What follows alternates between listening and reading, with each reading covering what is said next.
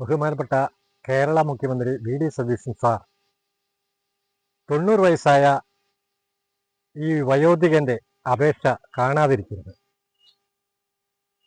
മലബാറിലെ കുടിയേറ്റ കേന്ദ്രമായ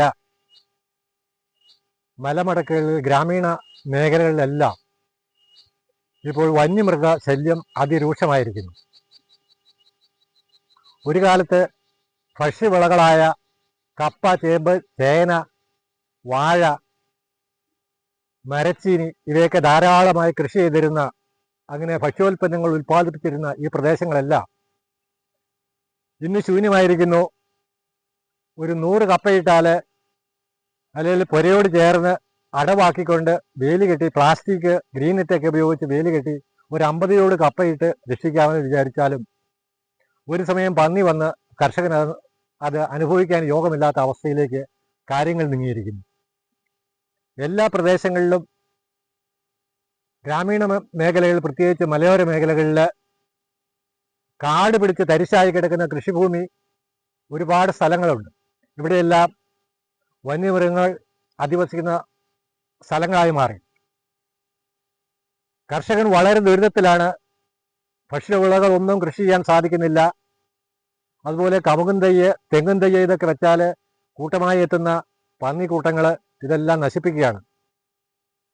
എത്രയും പെട്ടെന്ന് ഈ കാര്യത്തിൽ ഈ വയോധികന്റെ വാക്കുകൾ ശ്രദ്ധിച്ചുകൊണ്ട് ഇതിനൊരു തീരുമാനമുണ്ടാക്കി കർഷകനെ സഹായിക്കണമെന്ന് വിനീതമായി അപേക്ഷിക്കുകയാണ്. ഇത് കാണുകയും കേൾക്കുകയും ചെയ്യുന്നവരെ ദയവായി സബ്സ്ക്രൈബ് ചെയ്യുകയും ലൈക്ക് ചെയ്യുകയും ഷെയർ ചെയ്യുകയും ചെയ്ത് മുഖ്യമന്ത്രിയുടെ ശ്രദ്ധയിലേക്ക് ഈ വീഡിയോ എത്തുന്നതുവരെ എല്ലാവരും എന്നോടൊപ്പം സഹകരിക്കണമെന്ന് താല്പര്യപ്പെടുന്നു.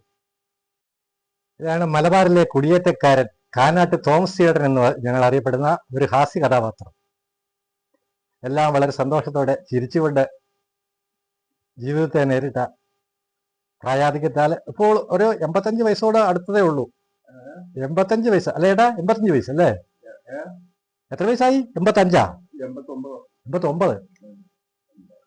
ചേട്ടൻ ഇവിടെ വന്നിട്ട് കുറെ കൃഷിയൊക്കെ ചെയ്തായിരുന്നു. ഇപ്പൊ എന്നാ ചേട്ടാ? ഇപ്പൊ ഒന്നും കപ്പയൊന്നും ഇടാൻ പറ്റുന്നില്ല ചേട്ടാ. പച്ചക്കപ്പയൊന്നും ഇപ്പൊ കൃഷി ചെയ്യാൻ പറ്റുന്നില്ലല്ലോ. പച്ചക്കപ്പ പണ്ടൊക്കെ നമ്മൾ വെള്ളു വെട്ടി വാട്ടിയൊക്കെ കൊടുക്കലായിരുന്നോ? ഇപ്പൊ എന്നാ കൊടുക്കാൻ പറ്റാത്ത? അതിനെ പറ്റി ചേട്ടനെ കൊണ്ട് പറ്റിയല്ല. ഇവിടെ എങ്ങനെ കാട്ടുപന്നിയുടെ ശല്യമൊക്കെ ഉണ്ടോ? ശല്യം ഉണ്ടോ? ചേട്ടൻ പെരക്ക് പുറത്തിറങ്ങുന്നില്ലാത്തതുകൊണ്ട് കൃത്യമായിട്ട് അറിയത്തില്ല അല്ലേ? ഇവിടെ എല്ലാം കാട് പിടിച്ച് ബാക്കി പ്രദേശങ്ങളിൽ കൊട്ടത്തലിച്ച് ചുറ്റുപാടും എല്ലാം വളരെ കാടല്ല ചേട്ടാ. അതുകൊണ്ട് കാട്ടുപന്നിയുടെ ശല്യം കാരണം കപ്പ, ചേമ്പ്, ചേന ഇത്യാദി കിഴങ്ങ് വർഗ്ഗങ്ങളൊന്നും ഈ കുണിയങ്കല്ല് പ്രദേശത്ത് കൃഷി ചെയ്യാൻ പറ്റത്തില്ല.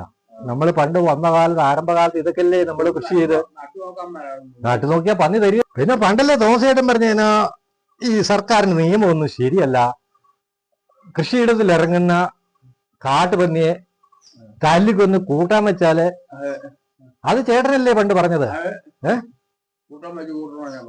അങ്ങനത്തെ നിയമം ഉണ്ടാക്കണമെന്ന് അല്ലേ?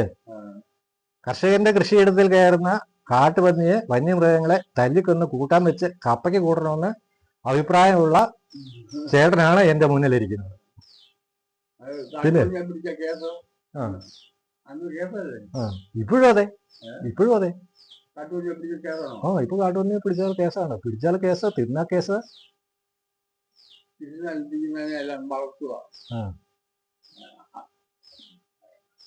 അത് നമ്മൾ ജീവിതപരമായിട്ട് തെരഞ്ഞെടുക്കപ്പെടും ആൾക്കാരോട് പറയണം, ഇങ്ങനെ ജല്യങ്ങൾ ഒഴിവാക്കി ഞാൻ വോട്ട് ചെയ്യുന്നുണ്ട്. ഇപ്രാവശ്യത്തെ നമ്മുടെ ഗവൺമെന്റ് വി.ഡി. സതീശന്റെ കോൺഗ്രസിന്റെ ഭരണം നല്ലൊരു ഭരണമാണല്ലോ ജനങ്ങൾ പ്രതീക്ഷിക്കുന്നത്. വി.ഡി. സതീശൻ എങ്ങനെയുണ്ട്? മുഖ്യമന്ത്രി എങ്ങനെയുണ്ട് ഇപ്പോഴത്തെ? അടിപൊളിയല്ലേ? ഇപ്രാവശ്യത്തെ മുഖ്യമന്ത്രി അടിപൊളിയല്ലേ? വി.ഡി. സതീശൻ എങ്ങനെയുണ്ട്? അടിപൊളിയല്ലേ? പുള്ളിയോട് പറയാം. ചേട്ടൻ ഇപ്പൊ നേരിട്ട് മുഖ്യമന്ത്രിയെ കണ്ട ചേട്ടൻ എന്നാ പറയും? നേരിട്ട് കണ്ടിട്ടുണ്ട് ചേട്ടൻ എന്നാ പറയും? ഈ വന്യമൃഗ ശല്യത്തെ കുറിച്ച് എന്ത് അഭിപ്രായം ചേട്ടൻ പറയുന്നു? പുള്ളി ഒന്ന് വിളിച്ചോണ്ട് വരാം, നമുക്ക് ഒരു പ്രസംഗം ഞാൻ പറയാം. കാട്ടുപന്നി അടുത്ത് അത് ഇപ്പൊ പറഞ്ഞാൽ മതി, ഞാനൊന്ന് അയച്ചു കൊടുക്കാം. ഞാൻ മുഖ്യമന്ത്രിക്ക് അയച്ചു കൊടുക്കാം. ചേട്ടൻ ഇപ്പൊ പറഞ്ഞാൽ മതി. കാട്ടുപന്നി അടുത്ത് കർഷകരെ എത്തിക്കാൻ വേണ്ടിയിട്ട് നടപടി എടുക്കണം. ഗവൺമെന്റ് കാലത്ത് കപ്പയും ചേനയെല്ലാം നടിപ്പിക്കുക, മനുഷ്യനെ മുഴുവൻ പിടിപ്പിക്കല്ലേ. പിന്നെയല്ലേ അങ്ങോട്ട് പണി കൊള്ളാവോ? രാജ്യം ഭരിക്കുന്നവര് ഈ കാര്യം നോക്കട്ടെ, ജനങ്ങളുടെ കാര്യം നോക്കേണ്ടത്. അല്ലാതെ കാട്ടുമൃഗങ്ങളുടെ കാര്യമാണ് അവർക്ക് സംരക്ഷിക്കേണ്ടത്. ആദ്യമേ ജനങ്ങളെ സംരക്ഷിക്കണ്ടേ? ജനങ്ങൾക്ക് നന്മ വരാൻ വേണ്ടിയല്ലേ അവരെ തെരഞ്ഞെടുത്ത് വിടുന്നത് അല്ലേ? തെരഞ്ഞെടുക്കപ്പെടുന്നത്. അന്നേരം അവര് കാട്ടുമൃഗങ്ങൾക്ക് കൂട്ടു നിൽക്കുകയാണോ ചെയ്യുന്നത്? കർഷകനെ നടിപ്പിക്കുന്നത്, കർഷകന്റെ വിളവ് മുഴുവൻ നടിപ്പിച്ച് കളയുക, ഭക്ഷ്യസാധനങ്ങൾ നടിപ്പിച്ച് കളയുക.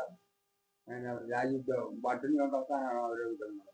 രാജ്യത്തുള്ള ജനങ്ങളെ ജീവിക്കാൻ വേണ്ടിയിട്ടല്ലേ അവർക്ക്. അന്നം നൽകുന്ന കർഷകനെ സംരക്ഷിക്കണം അല്ലേ? അന്നം ഉണ്ടാക്കുന്ന കർഷകനെ സംരക്ഷിക്കണം. അതിനാവശ്യമായ നിയമ നടപടികള് സർക്കാർ ഭാഗത്തു നിന്ന് ഉണ്ടാകണം. അതാണ് തോമസ് ചേട്ടന് പറയാനുള്ളത് അല്ലേ?